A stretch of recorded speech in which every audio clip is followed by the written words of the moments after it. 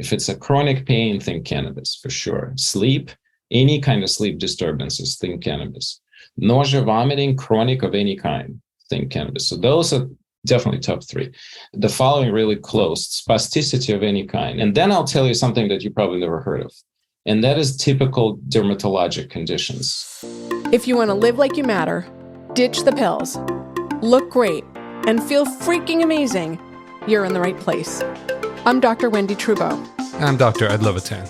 Welcome to the 5 Journeys podcast, where we empower you to live a vibrant and healthy life by optimizing your structural, chemical, emotional, social, and spiritual lives. Hang on to your hats.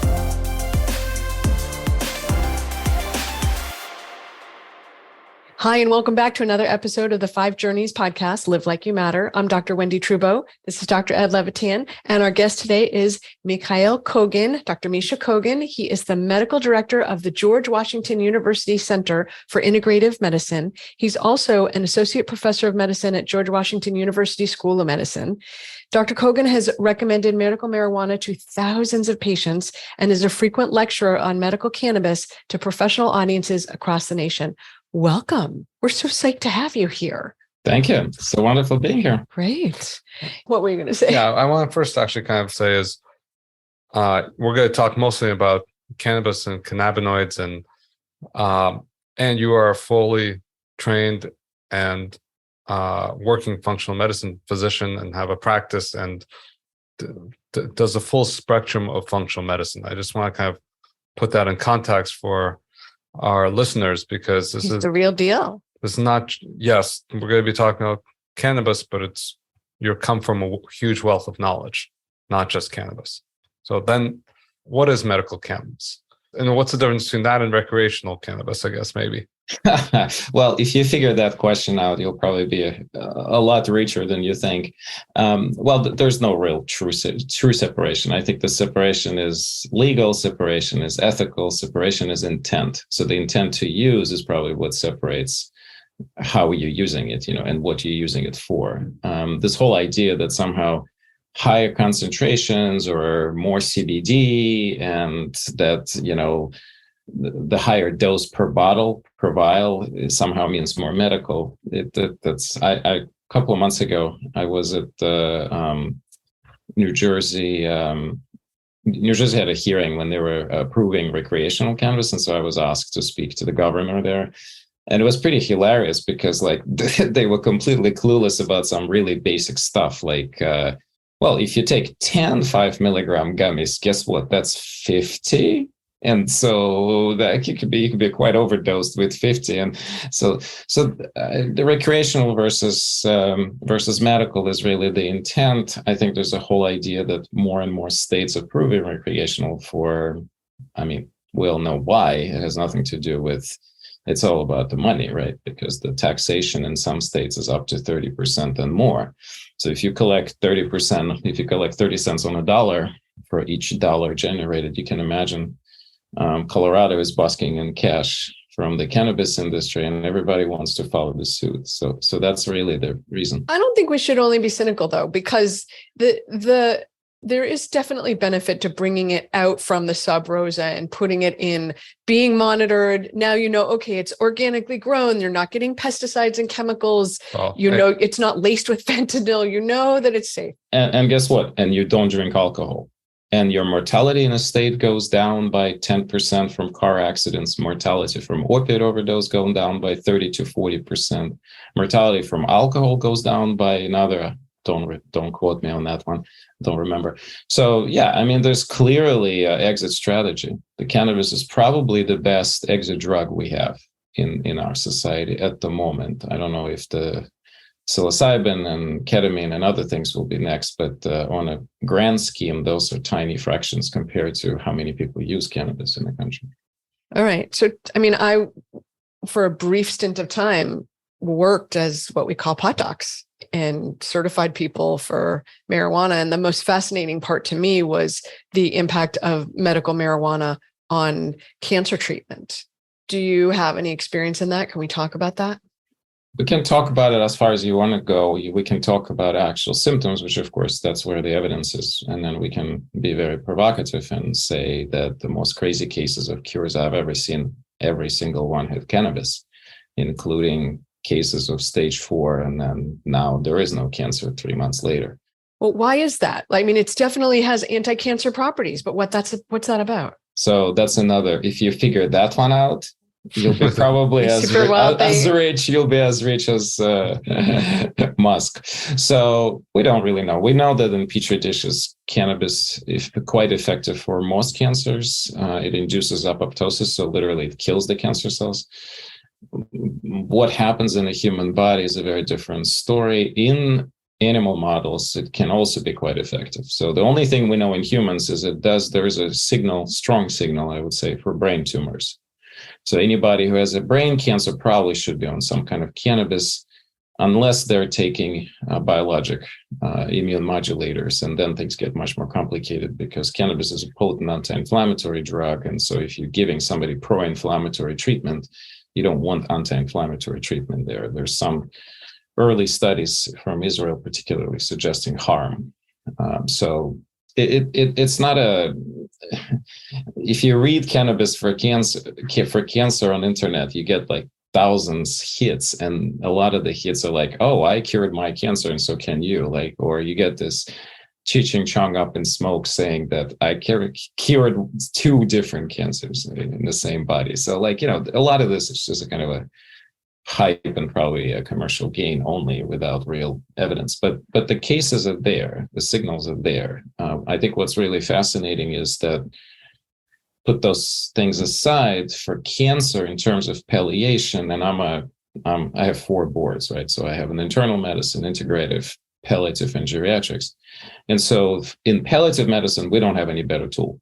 And the funny part, I just took my palliative recert 10 years later, and there was no single question on the entire board on cannabis. I kind of, that does tell you the scope of affairs. We have a whole industry here that treats a lot of different cancer symptoms with cannabis highly effectively. And then we have a standard of care, and they're completely clueless. And they actually advising patients not to do it, not because then if something works, then they can't give them something else. And suddenly they find themselves unable to effectively manage the patient because the tool's not applicable. So obviously if you're on an immunologic modulating cancer protocol, you would not be a good candidate for THC. I think it depends on what you're trying to do. If you're on a palliative treatment, and even with immunologic treatment, but you really have tons of symptoms and you can't manage them, I'd still easily prescribe, because I wouldn't, my intent there is to help the patient in the moment. Right. How they feel. Yeah. So that's where we have tremendous amount of evidence. And actually in 2017, National Academies of Sciences, Engineering, and Medicine put a really profound report. In fact, even now, 5 years later, which in field of cannabis, 5 years, it's like a century in medicine, right? Because it's like things are moving so quickly. But even still, that report I consider the most profound and the largest evidence that we have for the benefit.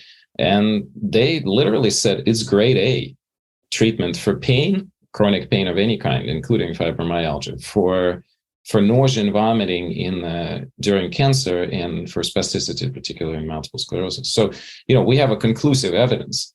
And despite that, most of the societies still don't recommend using cannabis because of the Schedule I controlled substance. Cancer is hard because it's such a big field, and nausea, vomiting in cancer and pain in cancer, I'd say it's so clear and so effective, and often just so patients preferred, because like if they take more pills, or if they take, especially pain pills, like we know there's so many side effects. It's just, and also like in studies, often euphoria is considered a side effect. When you have a patient with advanced cancer, I'm yet to hear from a single person to say euphoria is a side effect. So it's also depends on the fact that it just actually improves quality of life for people who are suffering a lot with all kinds of chronic conditions. All right, so we've talked cancer. So what would you do what is your kind of starting point for insomnia? I see a lot of Lyme patients that even if I give them pharmaceuticals, don't do very well. So, and sleep is so vital. And the nice thing about, well, actually, let me ask you: does CBD? Does cannabis affect sleep architecture in a negative way? That's a great question. So THC does, not in every person, but it does. So THC does, and especially at the doses that are more than 5 milligrams, it can negatively impact architecture. CBD does not. So that's actually the reason why most of the time you want to at least try it with CBD, but really it's more practical. Patient is in this, since I see patients from all over the world. I mean, if they're in a place where they can get legal THC, then what, right? So how do you do that? Well, then you just go with CBD alone. But other practicality is the cost. I know that they will end up with taking 100 to 200 milligrams, and that's going to cost them way, way, way more than 1 to 5 to even 10 milligrams of THC.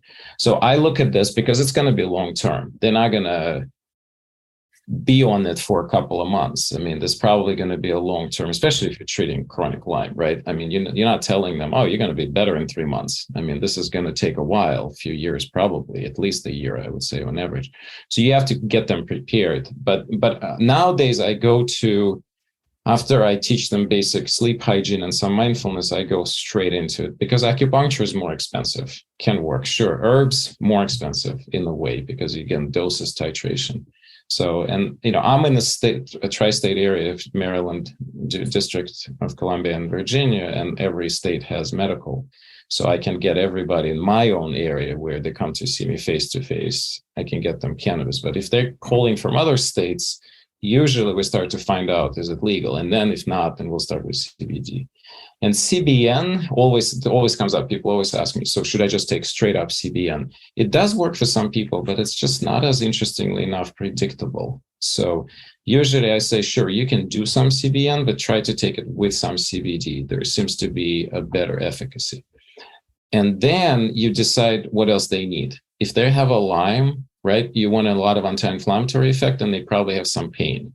So if they're not sleeping because they're hurting at night, I'd get a lot of CBDA, cannabidiolic acid, because it's it's like Motrin at bedtime. It's actually more effective than Motrin if you titrate the dose up. Problem with CBDA, again, cost. You can get Motrin for a couple of pennies literally per tablet, and CBDA is going to be way more expensive. So you also keep running into these practicalities. If they have a lot of anxiety and they're just like they can't cool their brain down, I keep titrating CBD. That seems to be the best. So you also have to start kind of thinking in parallel what else is happening, and then titrate. If they also have neuropathic pain, they can't get THC. Well, give them CBG. CBG can be very effective for neuropathic pain. So, what do I tell my patient to go look for dispensary, or what does the patient? What are they looking for? What's the actual prescription, which is not a prescription, obviously, but well, you need to educate them more. One thing you can simply tell them: get Dr. Kogan's book, open the chapter on sleep, and follow exact cases, because I have cases in each chapter, and follow directions. So you can give them resources first of all, because you can spend half an hour with the patient telling them precise finding the strain specifically, like you're gonna. What we used to call indica, which is, just don't use those words because they don't mean anything. Everything hybrids pretty much. And even like indica can have stimulatory effect on some people, and sativa can have depressing. It's really all about terpenes in a way, how that entourage effect or combination of major cannabinoids with other minor cannabinoids causes the effect on the body. But it's a little different on everybody. So there's still experimentation, even in the best case scenario. You're going to tell them, okay, go get your calming strain, couple of milligrams of THC from dispensary, take it like an hour or 30 minutes before bedtime and titrate it up slowly. But you don't actually know, it may be stimulating even at low doses. So for most people, it's one, but then for some people, it's another. So you have to kind of prepare them that, okay, if that happens, don't panic. It just, we'll keep with the process. At the end of the day, if they stick with the process, the efficacy is so high that everything else we do, I always tell people, well, the GABA, sure, great. L-theanine, sure. But we all know that the level of efficacy is if 30% get response, we feel great, right? But here, I'd say 80 to 90%. Once you get there, it's getting them there requires a lot of information, coaching. And so I actually feel strongly that the future is all about coaches. We, docs, should not be doing this. We're too expensive. We don't have time to call the patient every week and say, hey, what's going on? Where are you? What's your dose? Have you tried this? Okay, why not? Like when you tried that, oh, that happened. Okay, so now we're going to do this. That's the level of feedback. I'm sure somebody's going to try to automate it. I'm sure there's already works on the apps and things like this where this is going to be built into some kind of a platform where you feed the computer something and it'll, but that's also lacking human aspect and maybe difficult. Tell me something. Are you recommending that people do tinctures or edible, something they're swallowing versus something that's sublingual? Because the sublingual will last like 4 hours. So it wears off just when they need to be sleeping. And then, so are you saying do an edible? Because you can't titrate as easily. So start with sublingual, titrate it to when they're falling asleep well. And then once you know the rough dose, you transition to the edible. If you're a young person and the situation is horrible, like, somebody's like really not sleeping and you can even sometimes just start straight with edible and just tell them, okay, if you overdose and you're groggy next day, don't be surprised. We'll cut the dose down. Sometimes what I'll tell them, go get 5 milligram gummies, cut them in quarters and start with 1 quarter, or even less. I mean, it really, so that's another option. So you can do the oral, but that depends on what kind of insomnia they have. If they can't fall asleep, tincture is probably going to be more predictable, more, not just more predictable, but more consistent effect. The other problem with edibles, well, it depends on what's in your stomach. If your stomach is relatively full and there's a lot of fat in it, you're going to have one level of absorption or one speed of absorption. If you don't, it'll be a little bit different. If you keep it in the mouth long enough, you're going to have partial sublingual absorption and then partial. So that's another way. You can have them chew it, hold it in the mouth for 5 minutes and then swallow. So they're going to get both. So there are all these intricacies, and that's why I think the coaching, like, it's just most people will not learn that unless they're so interested in it.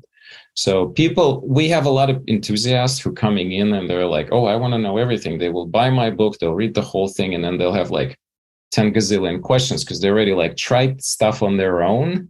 So those are much easier to work with patients. But if you have somebody who's completely clueless, and by the way, their primary care said, oh, cannabis will kill you or something stupid like that, we're still hearing that periodically. Not a lot, thank God, but still happens. And so then they going against the grain there, or like the like 90, like my favorite story. So where I'd have like 95-year-old grandma who has some really advanced Alzheimer's with a lot of psychosis and nothing works. And of course, cannabis is amazing in the cases like this. And so the kids would bring the mom or parent, and the kids and I'd start at some point, they're just coming in for geriatric appointment, right, to see me.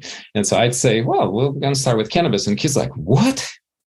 Isn't that illegal? And the grandkids in the corner, I told you so. I told you so for years, and you didn't listen to me. Now look, so that always gets me cracked up. So what are the other top 3 to 5 things that you want to think of for cannabis?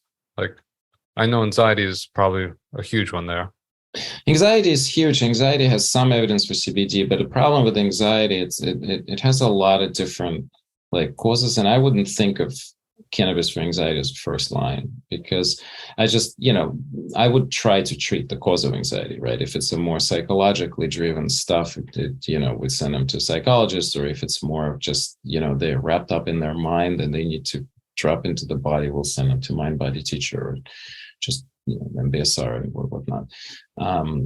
But I'd say for the top 3, well, definitely pain and all kinds of variations of pain. If it's a chronic pain, think cannabis for sure. Sleep, any kind of sleep disturbances, think cannabis.